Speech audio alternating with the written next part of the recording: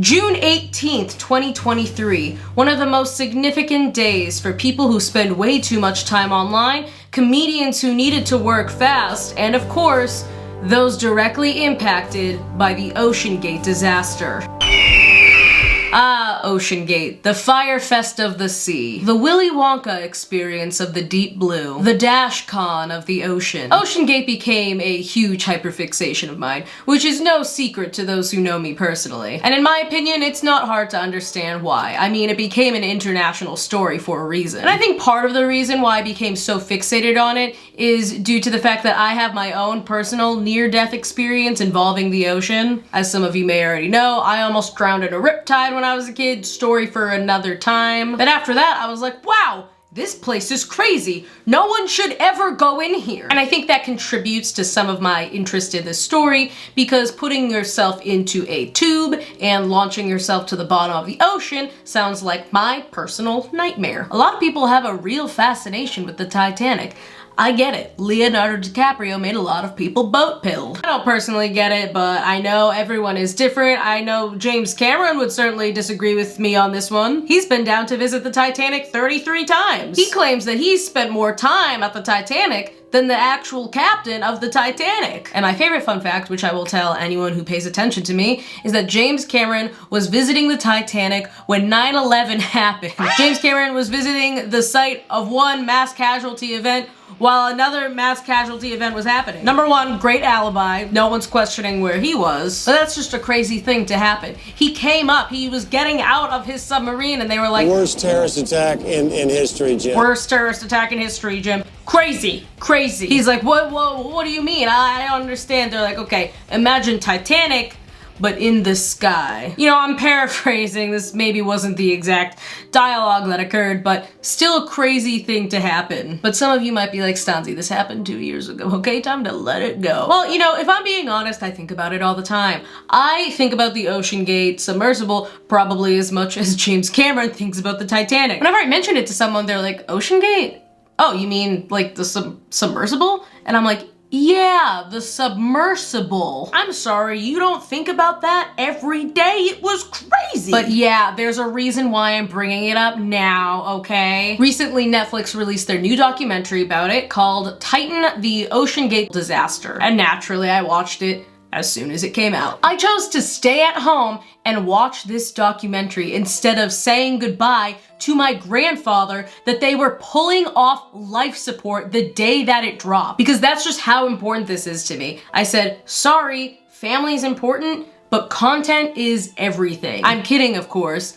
All my grandparents are dead. Anyway, now unless you live at the bottom of the ocean, you've probably heard about the Oceangate submersible disaster. But if you don't, here's a brief recap. Almost exactly 2 years ago today, the Oceangate submersible Titan went on an expedition to visit the Titanic with 5 people, including Stockton Rush, the CEO, and 4 passengers, who each had to pay $250,000 for this experience. About 2 hours into the descent, all communication with Titan was lost, which prompted Oceangate to report this to the US Coast Guard, and a 4-day search and rescue mission commenced. It made international news, and it seemed like it was all anyone could talk about. Because originally when the story was presented to the public, they told us that the Titan submersible was lost, and they were running out of oxygen. When some news outlets were reporting on the story, they included little timers that represented approximately how much time the Titan had before it would run out of oxygen. So some people were glued to the TV or talking about it on Twitter because they were wondering, like, are we gonna be able to find these people before they run out of oxygen? But on June 22nd, 4 days after Oceangate lost contact with the Titan,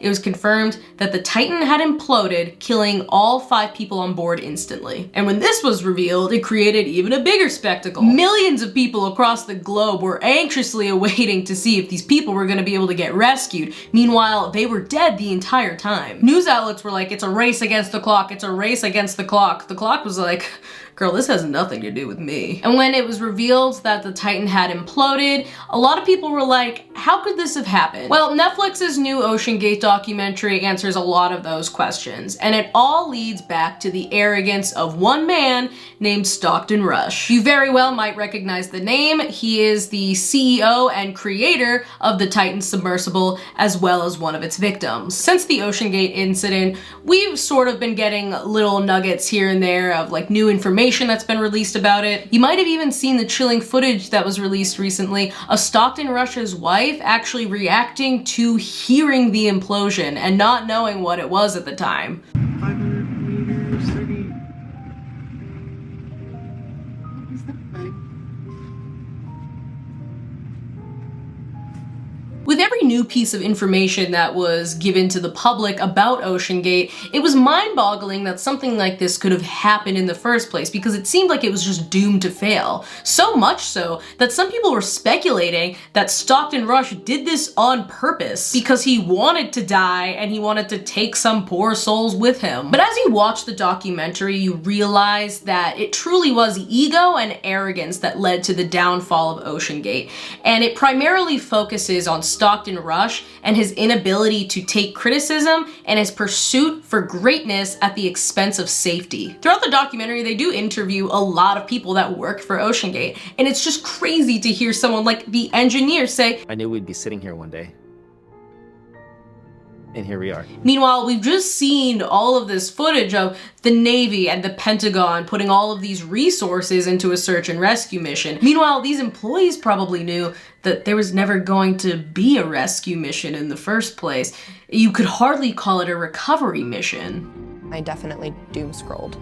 Not the doom scrolling. Not the doom scrolling. I understand why this would be difficult for some people, I do. And while, you know, some news outlets were calling this a race against the clock to save the passengers on board, for many comedians, it was a race to get the best jokes out first before someone else made them. I'm sorry, it's how it is. I don't make the rules.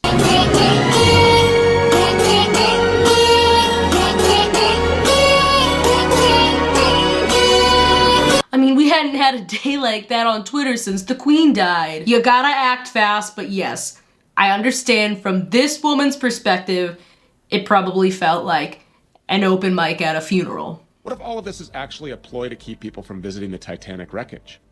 But if that's the goal, why? A good question, Stuart. Yeah, what if this is just some sick and twisted plot to keep people from visiting the Titanic? What if the Titanic is actually the Epstein's Island of Atlantis? Ever think about that? We need to be asking the real questions. What if mer people are real?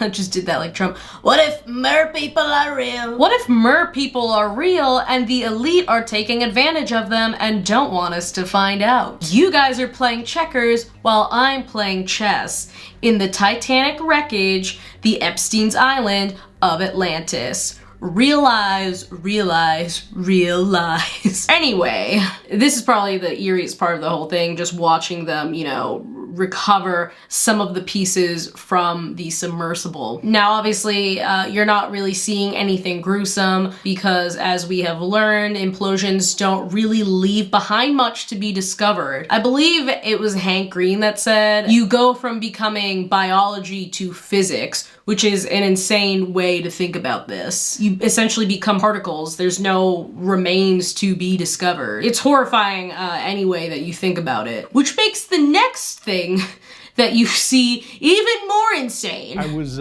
just about to retire from the Coast Guard, but I absolutely wanted this case because it was so unique. You go from like the dark, silent sort of footage of them recovering the debris of the wreckage, and then you cut to the investigator who's basically like, so interesting. I was like, oh my god, I was about to retire, and I was like, no way, this is so sick. I get it, like, I'm with you, brother. I understand. He's so excited about it. He was like, I couldn't ask for a better going away present. He was like, let's go. They asked him if he wanted to take this case, and he was like, yes. Yes, 1,000 times yes. I mean, I'm happy for him. You know what they say, one man's submersible debris is another man's treasure. In the next part, they interview the videographer, and here's what he has to say about Stockton Rush. Like, he knew he was smart. There was no doubt about it. He knew he was a genius even. He was a very confident person, right?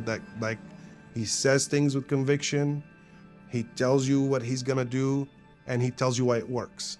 The way he says it makes you go like, this guy knows what he's talking about. I think the way that he is describing Stockton Rush is kind of funny. He's telling us this as if this is like a unique trait for like a rich white man. It was like he knew he was a genius. Yeah, of course he knew he was a genius. How many stories do we hear about white dudes who are like, I think I know what I'm doing, and then they just don't know what they're doing? They think they have it all figured out, and then they die horrifically. And sometimes they don't even have the smarts to back it up. It's just delusional confidence for no reason. It's like the story about that one guy in Texas who went swimming in a lake despite there being a sign that was like, don't go swimming, there's alligators. And he said, F that gator. And then guess what happened? He got f***ed by that gator. Remember that bear whisperer? I think they called him the grizzly man. Bet you know how that story ends. His like whole shtick was that he understood bears more than anybody else. He was like, yeah, I can communicate with bears, and people were like, wow, I guess that guy can communicate with bears. And then he was on one of his bear adventures one day, and I guess the bear was like, you know what? I don't feel like communicating today. And then boom, him and his girlfriend killed by bears. Now this would be one of those times where you could ask the question, would you rather be in the woods with a man or a bear? And you might think, well, clearly I'd rather be in the woods with a man because like those bears kill people. But it could also be like a what came first, the chicken or the egg situation, because yes, they were killed by bears, but like she wouldn't have been killed by the bear if it weren't for the man. You know what I'm saying? Are you following the logic? But this is like also how I feel about people who go cave diving, boo, or like climb Mount Everest. Have you seen the videos of people climbing Mount Everest these days? They're not just like like going up Mount Everest. They're waiting in line. They're waiting in line to walk at an incline. They're waiting in line to get to the top of Mount Everest as if they're waiting at the Apple store for a new iPhone. The only difference is that when you're waiting in line to get to the top of Mount Everest, you're paying a mortgage to be there and you might die. Hey, do you want to take out a loan? For what? To walk at an incline in the cold. Don't worry, you'll only walk by a lot of garbage and dead bodies. The dead bodies of whom, you might ask? The people who are doing the same thing that I'm trying to get you to do. I know I'm getting off track, okay, but I think about this stuff a lot. I have OCD, it freaks me out. I don't f with nature. Don't f with it, stay the f away from me, nature. And you might think I'm kidding, I'm really not. If I'm on Bumble and I see that you're a man that has two hiking photos, one, I'm like, two? If you have 2 hiking photos, immediate left swipe. I don't care how hot you are, done. Look, I'm not saying all dudes are like this or that women aren't capable of doing stupid shit, okay? But there is an arrogance that you get, especially with like rich men who think that they're the smartest person in every room that they walk into. And that was definitely who Stockton Rush was, and you learn that more and more as this documentary goes on. So of course everything that comes out of his mouth exudes confidence. He was delusional. I know a lot of people who have had manic episodes in front of me, and they too are very confident in everything that comes out of their mouth, including the fact that they have been chosen to become the next messiah. That's nice, honey. Oh, carbon fiber hull, you say? Sounds innovative. I mean, you seem very confident that it'll work out, so I'm sure that it will. Did I know what a carbon fiber hull was before Oceangate? No. But do I know it shouldn't have been used for that submersible?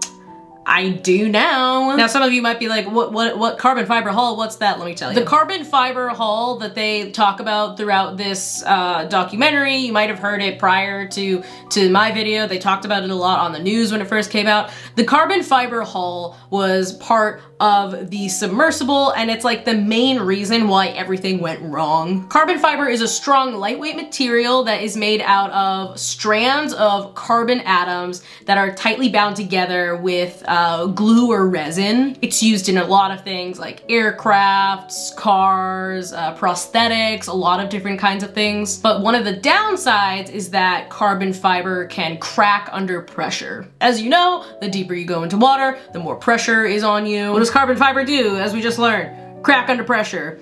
It's just a bad material to be using for this. But the reason Stockton Rush wanted to use carbon fiber was because it was a cost-effective alternative to titanium. One of the bigger costs with the submersible is lifting it and transporting it, and using carbon fiber would make the submersible lighter, so that would save on cost. And if they could save on the cost of making the submersible, tourism would become cheaper and more accessible. But carbon fiber had never been used in this way prior to Oceangate, and we obviously now know why. But again, Stockton Rush was a confident man. He thought he was the smartest person in every room he walked into, and if anyone could pull this off, it was gonna be him. He wanted to be different and innovative. And who knows how far he would have taken it if the submersible hadn't imploded. Hey guys, carbon fiber is a thing of the past. Our next submersible is going to be made entirely out of the Dubai chocolate bar. That's right. Not only is this baby functional and cost-effective,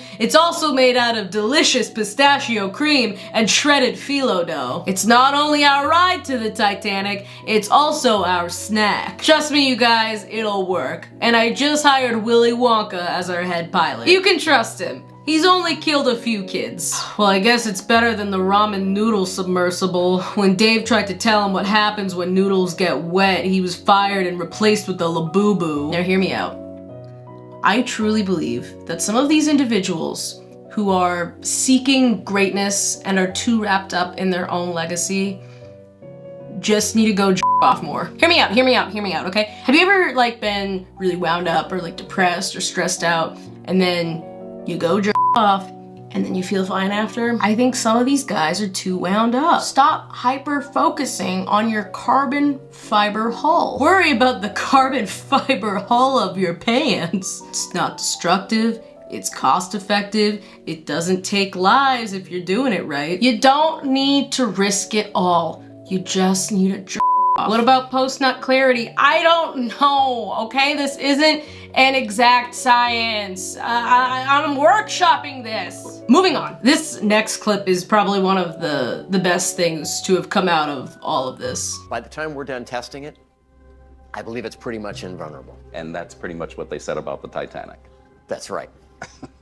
But the only thing invulnerable was his massive ego. He's right behind me, isn't he? Wait, Stockton, if you're here, who's driving the submersible? The more and more this documentary goes on and dives deeper into Stockton Rush and who he was as a person, the more you realize how much of a f***ing asshole this guy was. And just so delusional. He said that they were going to flag the Titan in the Bahamas and launch out of Canada so that they wouldn't fall under U.S. jurisdiction, but that if the Coast Guard became a problem, that he would buy himself a congressman and make it go away. Mr. McCoy, is that a direct quote? He said I would buy a congressman.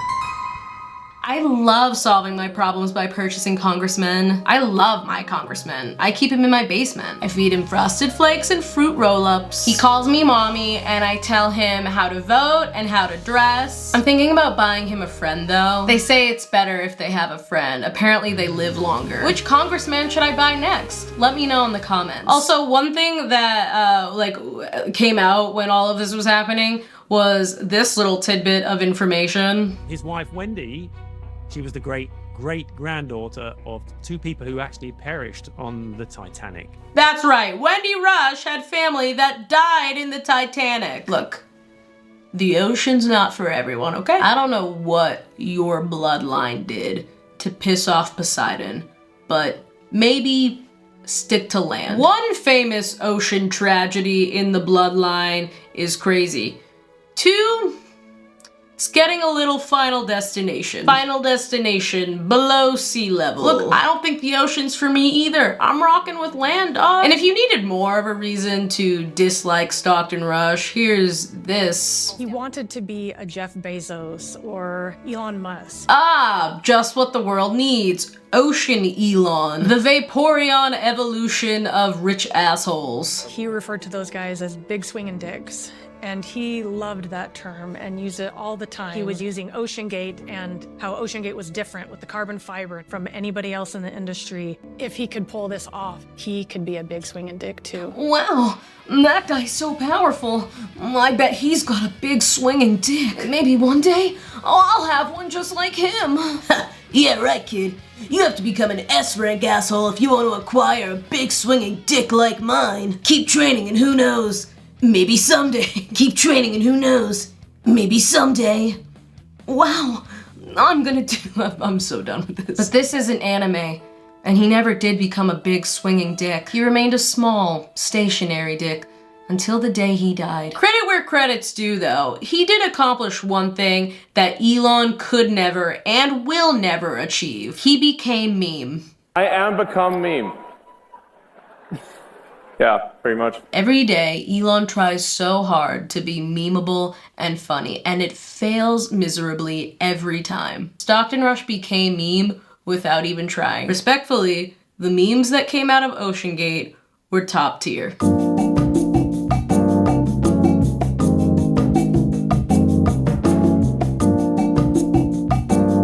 What's this? Huh? What's this? What the fuck is this?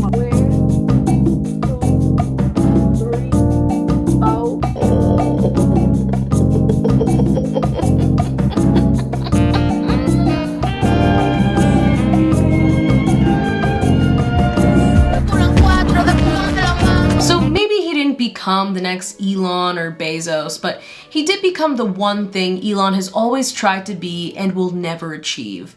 Funny. So he has that. I also love this interview with this man talking about his journey with the Oceangate submersible. I was hesitant to tell my wife and my family what I was doing. If I tell them, they're gonna be worried. Oh yeah, I wonder why your family would be worried about you taking a submersible from the TikTok shop down to the bottom of the ocean. The old ball and chain over here doesn't want me launching myself to the bottom of the ocean in a submarine from Shein made entirely out of uncured resin. So he goes on to one of these tours, right? And one of the interesting things about all of this was that anytime they had like a passenger, like someone that wasn't a part of the crew, do like a trip with them, they would call them mission specialists because it was a way for them to like get around regulations. The term mission specialist is a workaround. It differs in a significant way in that we actively seek the involvement of the mission specialists who come out with us. If they called them mission specialists, they would be able to like be more involved. But we have our mission specialists closing the dome. Well, that's pretty critical. He's like, oh yeah, we have them doing things that could potentially kill us. It seemed like he was just gambling with his life at every turn. Confidence, useful tool, can also be a dangerous thing. And while they did have some successful missions with the submersible going down with the carbon fiber hull, they said it was a mathematical certainty that it would fail. It wasn't a matter of if, it was a matter of when. And you know, to some extent, I do understand his reasoning for wanting to use the carbon fiber hull. Naturally, you want to make things more affordable for yourself. You want to make things more accessible, but you can't cut corners when it involves people's lives. But it seems like he just didn't care, or he didn't grasp the severity of what he was doing. Or both. He seemed to lack empathy. He had a complete disregard for his employees and his passengers, and he was too blinded by his own inflated ego. He was, pun intended, in a rush to achieve greatness and sacrificed safety and precaution along the way. Stockton Rush, more like Stockton slowed down. But him tossing caution and safety to the wind makes this next part so great. Connecting with Boeing helped a lot. I love that they teamed up with Boeing. Oceangate and Boeing sitting in a tree, K-I-L-L-I-N-G. Boeing was probably like, hey, do you want us to handle your whistleblower? We know a guy. If Boeing, whose unofficial slogan is say a prayer and call your loved ones, is looking at you like, hey, be careful and proceed with caution, I don't know. Maybe you rethink your current path, but what do I know? I'm just a girl. All tests are good tests. Wow, I just found my new sleep paralysis demon. It's like he's looking through you. All tests are good tests. It's just so insane how much he got in his own way. He had so many experts around him telling him how dangerous this was. And he did a lot of what he did for the sake of being experimental. We're doing weird shit here. And I am definitely out of the mold. I'm doing things that are completely non-standard. And I'm gonna continue on the way I'm doing, but I'm not gonna force people to join my religion if they don't want to. Why test something with people in it?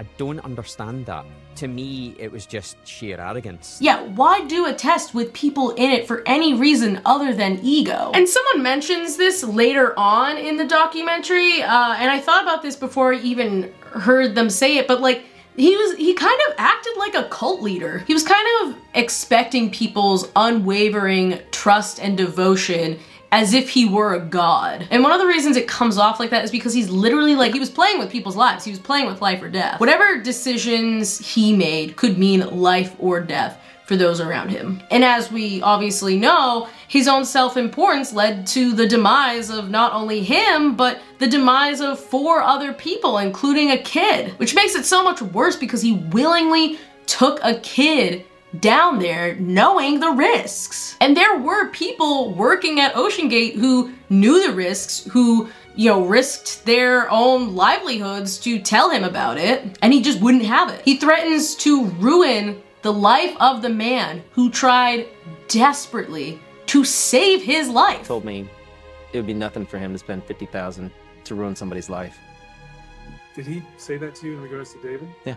It could have been avoided so many times because he had so many people around him telling him that this wasn't gonna work. And one by one, these Oceangate employees either got fired or started to leave on their own, and he essentially was just hiring anyone. He wanted to make this woman lead pilot, and she was an accountant. It seemed like he was just gonna hire anyone, like he was just gonna start making the rounds. We all would have gotten a call from Stockton. No, Stockton, I can't be your lead pilot.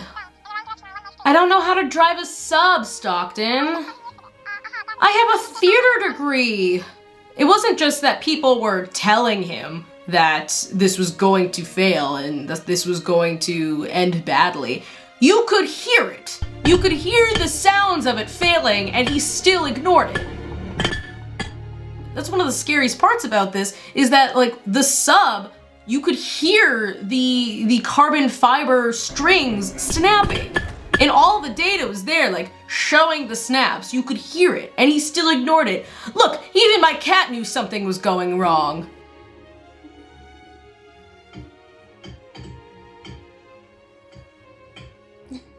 Binks knows that's not good. Binks knows this should not be happening. If my cat recognizes that this shit isn't good, you're a idiot. The other, I think, really sad part about this, you know, other than the fact that people died, is seeing some of these former employees wrestle with the fact that, like, they knew that this was going to happen and they couldn't help it. Like the whistleblower David, he did everything he could to try to stop this from happening. He tried to hold Stockton accountable for all of this, and he probably feels guilty about not being able to see the lawsuit through because people died, and it's not his fault, but like I'm sure mentally he's probably wrestling with that. It's not his fault that he couldn't afford to continue the lawsuit. It was just, you know, he was going up against someone that was a lot more powerful than him. And it's so scary when you see this part, the difference between the snapping of the carbon fiber strands from the 80th to 82nd rides. All of the data was right in front of their eyes and they continued to ignore it. And then to make things worse, Stockton left the submersible sitting on a dock in unsafe conditions for like months. I told Stockton, don't do that. Once we build this, it cannot be stored in sub-zero. It cannot go freezing. And this decision is one of the reasons why they died. And the other like crazy part was that there was almost a well-known like YouTuber that was almost on the submersible. He's like, hey kid, you want to be my head engineer? I just lost mine. Surprised James Charles wasn't somehow involved in this. I just can't wrap my brain around the desire to do this. Cause yes, you are in a, you know, submersible, underwater, bottom of the ocean, we know that. But also, there's one window, it's cramped, and the worst part of all is that everyone has to take their shoes off. I can't imagine a worse scenario than descending to the bottom of the ocean in a metal tube smaller than my birth canal containing 5 men with their grippers out. You know the dogs were barking and all of them were saying, hey, I hear carbon fiber strands breaking, abort the mission, abort the mission! This is sort of where the documentary ends. They don't go into too many details about what exactly they think happened the day of, or the victims. Like, they don't really go into many details about the victims. The only thing that they said was that there was a lawsuit that was filed by one of the family members of the victims. And in the lawsuit, it does say that the passengers were terrified when they realized what was happening. I don't know if there's like evidence that backs up that claim. Perhaps it was information that wasn't revealed to the public. But as of June of this year, the Coast Guard has yet to release a final report on the Oceangate submersible disaster, and no criminal charges have been made yet. I think it's a good thing that they focused on the failings of Stockton Rush, because obviously it is very tragic what happened to those victims and their families. And I also feel pretty bad for the former employees that have to kind of like wrestle with this. The ones who tried to do something but couldn't financially compete with Stockton Rush and Oceangate. I think it perfectly demonstrates the way that the rich are able to silence those who try to challenge them. I mean, Stockton Rush literally talked about buying senators and ruining people's lives. Like, one of the Oceangate employees had 2 phones because of Stockton. He was feared like a god, which brings us back to that cult comparison. He had all the fixins to become a cult leader, like actually. I mean, what he was able to get away with because he exuded confidence and authority. He had power, he had money, and he instilled fear in those around him. His word was law, and if you weren't with him, you were against him. It reminds me of other times throughout history. We've seen men with similar qualities create these loyalist environments that lead to death and destruction. After everything we've learned over the past 2 years and after this documentary, it's insane knowing that all of this could have been avoided, but the arrogance and carelessness of one man was able to overpower anyone who tried to stop him. The ocean is a scary place, but not even the ocean holds a candle to a delusional white man with a lot of money. If you liked today's video, throw me a like, a share, perhaps even subscribe if you haven't already. If you didn't like today's video, leave me a long, angry comment that I can off to later to quench my degradation kink. And if you watched the documentary, let me know your thoughts in the comments. Thank you for watching, and I will see you on the next one. Bye-bye!